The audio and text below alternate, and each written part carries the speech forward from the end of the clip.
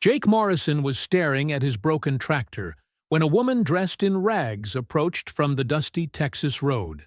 Her tangled hair, dirty clothes, and worn boots revealed days of aimless walking. Her offer to fix a $200,000 machine in exchange for food made Jake laugh until he watched her kneel beside the engine and dismantle parts with surgical precision. What he didn't know was that Sarah Mitchell, Ph.D. in mechanical engineering and owner of a $500 million industrial empire, had lost everything in one night of betrayals. Now she lived on the streets, hiding her identity, trying to survive one day at a time. But fate had chosen this very Texas ranch for their encounter that would forever change two broken lives. The Morrison Ranch sprawled across 3,000 acres of Texas farmland. Wheat fields, cattle pastures, and oil derricks stretching to the horizon. Jake, 40 years old, and 3 years into widowhood after losing his wife Beth to cancer, looked out each morning at the landscape that had become his gilded prison. The John Deere tractor worth $200,000 had been broken down for a week in the middle of the main field, its engine refusing to turn, despite 3 different mechanics attempting increasingly expensive repairs. The figure approaching along the dirt road seemed like a mirage in the heat. Sarah Mitchell had walked all night after sleeping in an abandoned grain silo 20 miles away. Her Jimmy Choo heels had ended up in a dumpster weeks earlier, replaced by worn work boots found at a thrift store. The Armani business suit she'd worn to her last board meeting was now a memory, replaced by torn jeans and a faded T-shirt bought at a yard sale for $2. 6 months ago, Sarah was the owner of Mitchell Aerospace, an empire of precision manufacturing plants that generated $500 million annually and employed 2,000 people across America. She had built everything from nothing after graduating from MIT, starting from a small machine shop in her garage and becoming one of the most powerful women in American industry. Her patents for aerospace components were used by every major aircraft manufacturer worldwide. Then came that March night, when she discovered that her business partner and lover, David Sterling, had sold the company behind her back using forged documents and backdoor deals. When she tried to report him, she found that David had spent years building a network of corruption involving judges, government officials, and law enforcement. In a single night, she lost everything: the company, her home, frozen bank accounts, her reputation destroyed by bought media. She had fled Dallas with $3,000 cash and the clothes on her back, everything she could gather before total asset seizure. For 6 months, she had traveled through rural America, working cash jobs in fields, sleeping in homeless shelters or outdoors when there was no room. She learned that hunger is physical pain that gnaws at your stomach, that cold nights can kill you without shelter, that people look through you when you have nothing. When she saw Jake standing beside the broken tractor, Sarah immediately recognized the model and the problem. She had designed similar components in her previous life, knew every bolt and circuit of that type of machinery. The hunger that had tormented her stomach for 2 days gave her courage to approach, despite knowing her disheveled appearance would expose her to ridicule. Jake watched her approach with that mixture of annoyance and pity he felt for the occasional drifters who crossed his land. He was used to giving spare change or a sandwich, just to quickly rid himself of presences that reminded him how thin the line between success and failure could be. But when Sarah made that absurd offer, Jake heard something different in her voice. It wasn't the voice of just any homeless person. There was hidden authority in those words, a confidence that contrasted with her shabby appearance. And when Sarah knelt beside the tractor engine and began examining it with expertise no local mechanic had ever demonstrated, Jake understood he was facing someone far more complex than appearances suggested. What neither could imagine was that this chance encounter on a Texas ranch would trigger a chain of events that would transform two seemingly incompatible lives forever, proving that destiny can be more skilled than any human plan at putting together the broken pieces of shattered existences. Sarah rolled up her sleeves and began removing the engine cover with movements that betrayed professional familiarity impossible to fake. Her hands moved among the mechanical components with surgical precision, despite the calluses from weeks of manual labor. Jake watched in growing silence, initial sarcasm giving way to mounting curiosity. Her diagnosis was swift and merciless. The problem wasn't in the main engine, as the three mechanics had claimed, but in a defective oil pressure sensor sending wrong signals to the electronic control unit. A $50 component paralyzing a $200,000 machine. Sarah identified it in 10 minutes of inspection, removed it with Jake's tools, and examined it against the light. The technical explanation that followed left Jake speechless. How could a vagrant know details that had escaped the area's best experts? Sarah didn't limit herself to identifying the problem. She took a small screwdriver from the toolbox and began operating on the sensor with delicacy that made Jake hold his breath, reconstructing the circuit with electronic knowledge no manual could teach. When Jake started the engine, the powerful Cummins immediately roared to life, running on all 6 cylinders with Swiss watch regularity. For the first time in a week, the most beautiful sound in the world filled the Texas field air. The silence that followed was loaded with unasked questions about who this woman really was. Jake felt the weight of questioning looks, and instead of the inquiries he expected, simply said that a plate of food was too little for what she had just done. Sarah looked at him surprised. In his gaze was respect, not suspicion. For the first time in months, someone was looking at her for what she had done, not what she appeared to be. The ranch house was simple but welcoming, with exposed wooden beams and stone walls that told stories of generations of ranchers. Sarah stopped at the threshold, suddenly aware of the contrast between her condition and the clean, orderly environment. The meal Jake prepared was simple but abundant. Barbecued beef from his own cattle, corn from his fields, homemade biscuits still warm from the oven. Sarah ate with hunger that went beyond the physical, savoring not just the food, but the dignity of sitting at a table like a human being, not like a beggar thrown scraps to be gotten rid of. Jake watched her secretly. Despite her disheveled appearance, there was something in her movements that spoke of refined education, of a past very different from the present. When Sarah revealed she had been living this way for 6 months, Jake understood there was a painful story behind those words.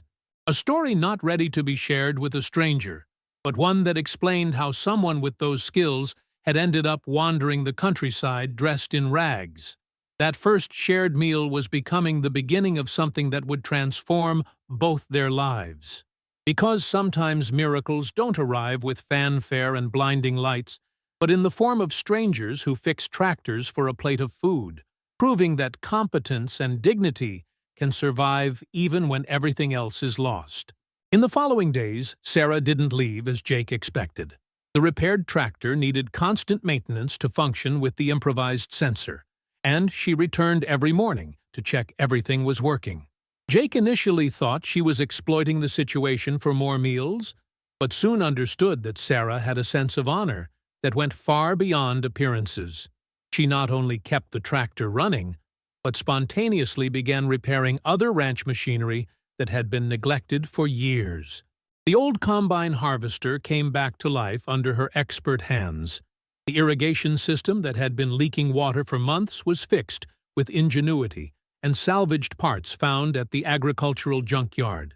Sarah accepted only the meals necessary to survive, refused money and new clothes, still slept in the abandoned barn where she had found shelter. One afternoon, Jake found her crying silently over the disassembled generator. They were tears of frustration, not self-pity. When he asked what had happened, Sarah lied about being tired, but Jake had learned to read beyond words during months of solitude after his wife's death. The confession came out in pieces, like glass fragments that wounded as they were extracted. Sarah told of the factory that built automotive components, of the partner who had betrayed her by stealing everything and having her accused of crimes never committed. In one night, she had lost work, home, reputation, future. Jake listened, recognizing in that story the echo of his own pain, different, but equally devastating. When Jake asked why she hadn't defended herself, Sarah laughed bitterly. David had bought judges, lawyers, police officers. Her own employees had abandoned her when they saw which way the wind was blowing. Who would have believed a woman alone against an empire of corruption? Jake understood that Sarah was a victim not only of betrayal, but of a system that allowed the powerful to destroy with impunity. When Jake asked about plans for winter, Sarah looked at the Texas landscape preparing for autumn. Maybe she would go south where it was warmer, or find seasonal work that didn't ask questions about documents. The idea of her leaving made something tighten in Jake's chest. In their days together, he had found a peace unknown since Beth's death. The offer to stay for winter surprised them both. Jake felt he needed help from someone competent. Sarah needed shelter for the cold months. But the conditions were clear. No questions about the past. Freedom to leave when she wanted. Jake accepted, understanding that Sarah needed to feel free in order to stay.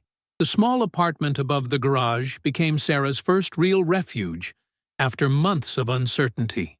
It was temporary, she told herself, just to get through winter. She couldn't know she was about to begin the most important chapter of her new life, where she would learn that sometimes second chances come when you least expect them. Winter arrived early in Texas, bringing heavy rains and temperatures that dropped below freezing on the coldest nights. Sarah had transformed the apartment above the garage into an improvised repair workshop, fixing not only Jake's machinery, but also equipment for neighboring ranchers who had heard about the mysterious woman who could repair anything. Word travels fast in rural communities. Within weeks, Sarah had more work than she could handle. Enjoying the story? Give it a little like, and don't forget to subscribe. Now then, let's carry on. The rural community had its unwritten code of honor.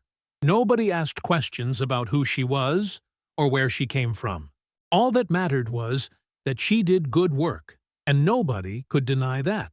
The relationship between Sarah and Jake evolved with the caution of two people who had suffered too much to trust easily.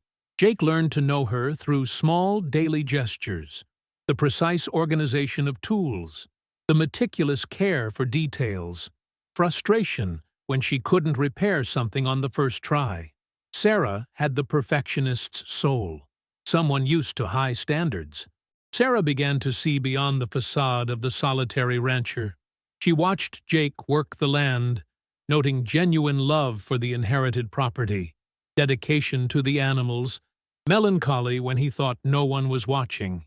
He was a kind man, whom pain had made wary, not bitter. The turning point came during a November storm. Sarah was repairing the electrical system under heavy rain when she slipped from the roof, falling hard into the muddy yard. Jake ran out without an umbrella, finding her conscious but in pain with a swollen ankle. He carried her into the house, ignoring her protests, settling her on the couch by the fireplace. While he bandaged her ankle with agricultural competence, Sarah looked around the house she had never entered before.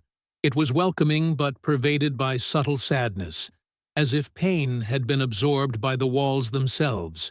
On the furniture were photographs of a beautiful blonde woman, always smiling.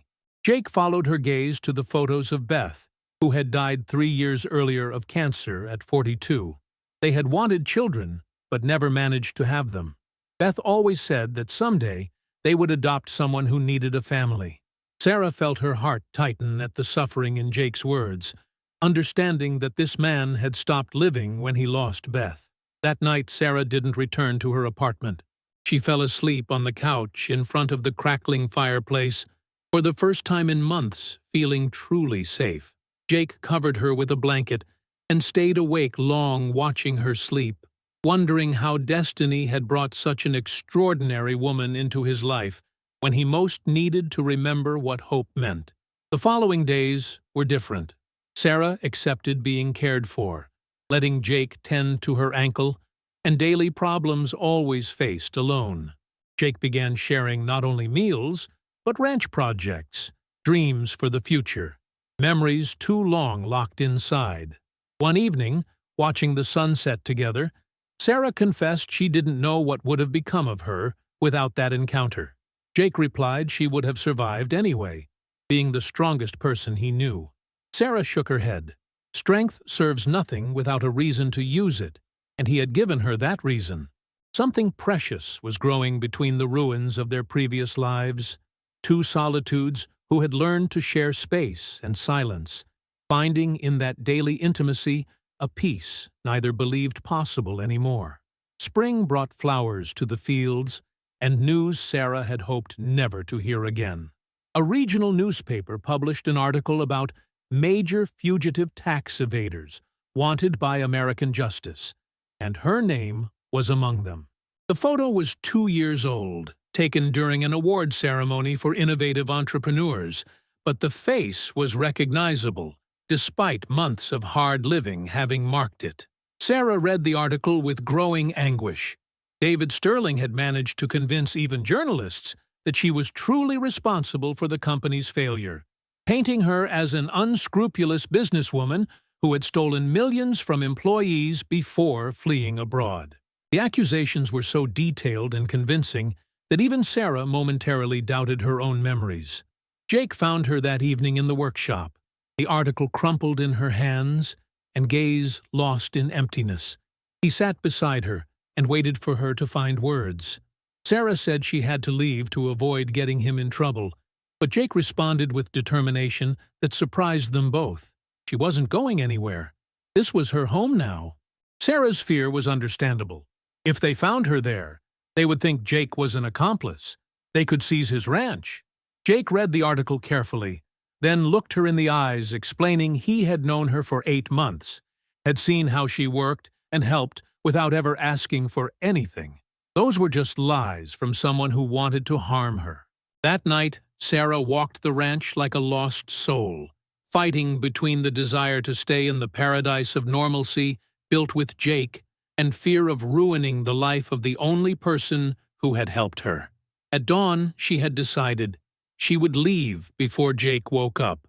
But when she came out with her small bag, she found Jake on the garage steps with 2 steaming cups of coffee.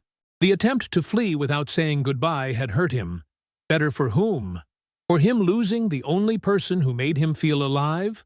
Or for her running instead of fighting for truth? Jake's insistence on fighting together instead of fleeing broke down Sarah's defenses.